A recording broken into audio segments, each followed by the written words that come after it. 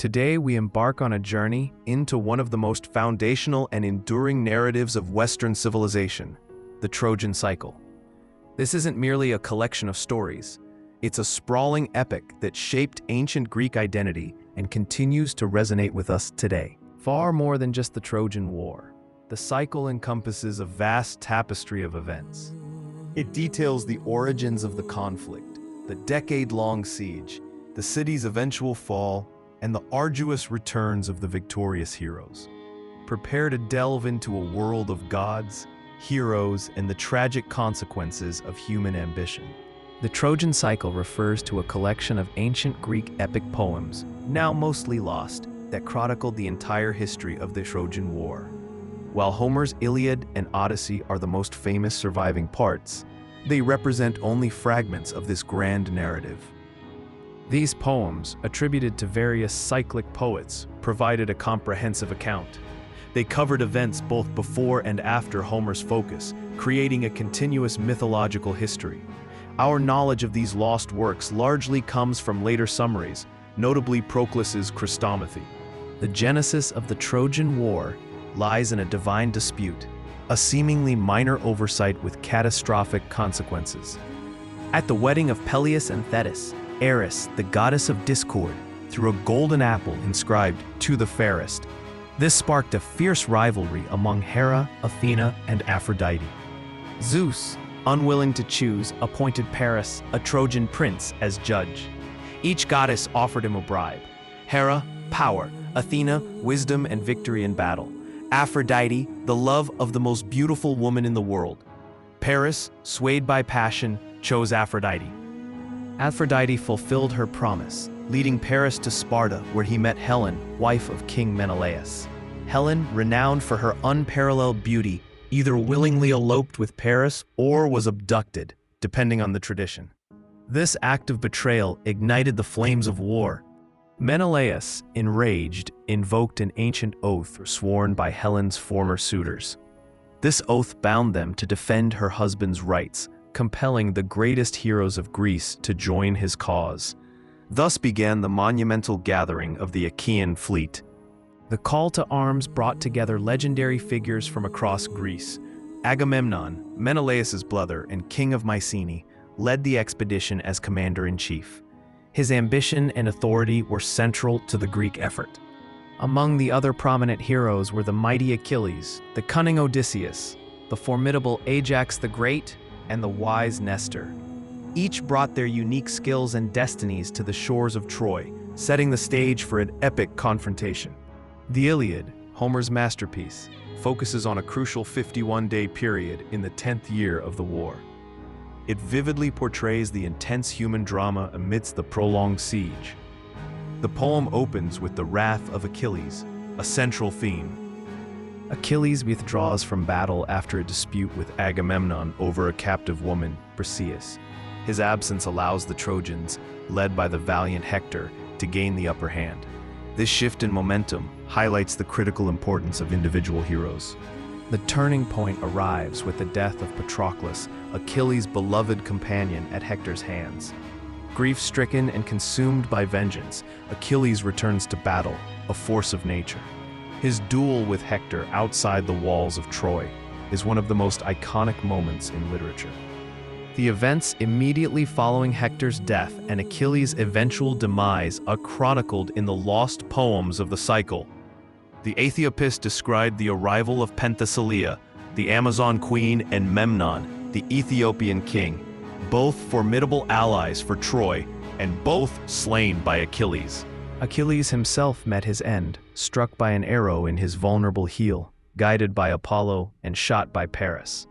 His death led to a fierce contest for his divine armor, ultimately awarded to Odysseus, much to the chagrin of Ajax the Great, who subsequently took his own life. The Little Iliad and the Sack of Ilion detailed the final strategies and the city's destruction. The Greeks, unable to breach Troy's walls by force, resorted to cunning. Odysseus conceived the idea of the Trojan horse, a seemingly innocuous gift concealing Greek warriors. The Trojans, believing the war was over, brought the horse inside their city. Under the cover of night, the hidden Greeks emerged, opening the gates for their comrades. The city was brutally sacked, its inhabitants slaughtered or enslaved, and its treasures plundered. The victorious Achaeans faced their own trials on the journey back to Greece, known as the nostoi, or returns. The gods, angered by the Greek sacrilege during the sack of Troy, inflicted terrible storms and misfortunes upon them. Many heroes never made it home. Agamemnon, upon his return to Mycenae, was tragically murdered by his wife Clytemnestra and her lover Aegisthus. Menelaus and Helen endured a long and circuitous journey before finally reaching Sparta. The most famous of these returns is Odysseus's epic 10-year voyage, recounted in Homer's Odyssey. His journey was fraught with monsters, enchantresses, and divine wrath, testing his resilience and cunning to their limits before he could reclaim his kingdom and family.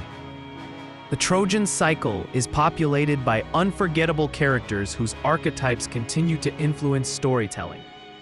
Achilles embodies the warrior's glory and tragic flaw, driven by honor and vengeance. Hector represents noble duty and selfless patriotism, fighting for his home and family. Helen, the face that launched 1,000 ships, remains a symbol of beauty and the destructive power of desire. Odysseus epitomizes cunning, resilience, and the intellectual hero. Agamemnon showcases the burdens and corruptions of leadership. Priam, the aged king of Troy, embodies the profound sorrow of a father and ruler witnessing the destruction of all he holds dear. These figures are not merely characters, they are reflections of universal human experiences. While Homer's Iliad and Odyssey are the cornerstones, the full scope of the Trojan cycle was originally told through a series of epic poems. These include the Cypria, detailing the origins of the war, the Aethiopis, covering Achilles' post-Iliad exploits, and the Little Iliad and Sack of Ilion, describing the war's conclusion. The Nostoi recounted the hero's returns, and the Telegony concluded the cycle with Odysseus's final adventures. Though these cyclic poems are lost, their narratives were preserved in summaries and later retellings. Virgil's Roman epic, the Aeneid, also draws heavily from the Trojan cycle, offering a Trojan perspective on the aftermath and the founding of Rome. The Trojan cycle explores profound and timeless themes. The interplay of fate and free will is central, as characters grapple with prophecies and divine decrees while making their own choices. The pursuit of honor and glory drives many heroes, often leading to tragic consequences. The cost of war is depicted with unflinching realism, showing not just the heroism but also the immense suffering, loss, and moral compromises. Divine intervention is a constant presence, with gods actively participating in and manipulating human affairs, highlighting the precariousness of mortal existence. Love and betrayal fuel much of the conflict, from Paris and Helen to Clytemnestra and Agamemnon. Finally, the nature of heroism is constantly examined, questioning whether it lies in brute strength, cunning, or the willingness to sacrifice for others. The Trojan cycle is more than just a historical account of a mythical war. It is a profound exploration of the human condition. Its narratives of love, loss, heroism, and tragedy have echoed through millennia, inspiring countless works of art, literature, and philosophy. From the wrath of Achilles to the cunning of Odysseus, the stories of Troy continue to captivate and instruct us. They remind us of the enduring power of narrative and the timeless questions that define our existence.